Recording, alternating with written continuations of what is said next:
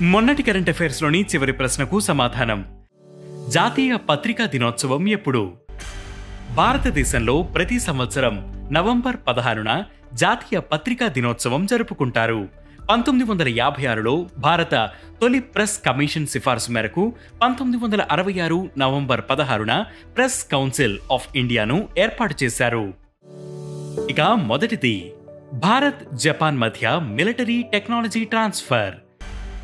Japan తన integrated antenna system Unicorn ను భారత నావికాదళ నౌకలకు అందించడానికి అంగీకరించింది. యూనికాన్ అంటే united complex radio antenna. November 15న ఇరు దేశాలు ఇందుకు సంబంధించిన మెమరాండం ఆఫ్ ఇంప్లిమెంటేషన్ పై సంతకం చేశాయి. జపాన్తో భారత్కు ఇది తొలి మిలిటరీ టెక్నాలజీ ట్రాన్స్ఫర్ అగ్రిమెంట్. ఇక రెండవది, direct to device satellite internet సర్వీస్ను ప్రారంభించిన బిఎస్ఎన్ఎల్. మారుమూల ప్రాంతాలలో డిజిటల్ డివిజన్ను తగ్గించే లక్ష్యంతో బిఎస్ఎన్ఎల్ భారతదేశపు మొట్టమొదటి direct to device satellite internet సర్వీస్ను ప్రారంభించింది. ఇది అధునాతన శాటిలైట్ టెక్నాలజీని ఉపయోగించి హైస్పీడ్ ఇంటర్నెట్ను అందిస్తుంది.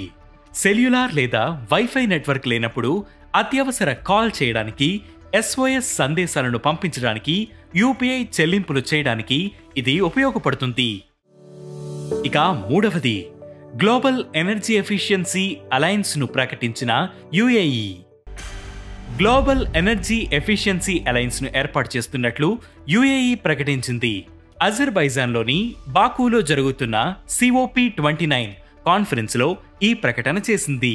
2030 నాటికి వార్షిక ప్రపంచ ఇంధన సామర్థ్య రేట్లను రెట్టింపు చేయడం, కార్బన్ ఉద్గారాలను తగ్గించడం, స్థిరమైన వనరుల వినియోగాన్ని ప్రోత్సహించడం దీని లక్ష్యం.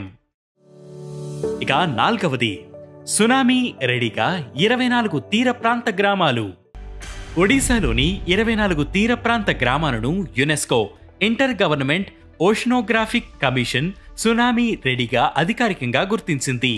నవంబర్ 11న ఇండోనేషియాలో జరిగిన 2వ గ్లోబల్ సునామీ సింపోజియం సందర్భంగా దీనిని ప్రకటించారు. ఇక ఐదవది, పురాతన వస్తువులను భారత్కు తిరిగిచ్చిన అమెరికా. 84 కోట్ల విలువ గల 1400కు పైగా పురాతన వస్తువులను అమెరికా భారత్కు తిరిగిచ్చింది. భారత్ కాన్సులేట్ జనరల్ మనీష్ కుల్హారీ పాల్గొన్న ఓ కార్యక్రమంలో పురాతన వస్తువులను అప్పగించినట్లు మన్హాటన్ జిల్లా అటార్నీ అల్వన్ ఎల్ బ్రాగ్ జూనియర్ పేర్కొన్నారు. ఇక ఈరోజు current affairs question: Asia Pacific economic summit 2024 ఎక్కడ జరిగింది? ఈ ప్రశ్నకు సమాధానం మీరే కామెంట్ చేయండి.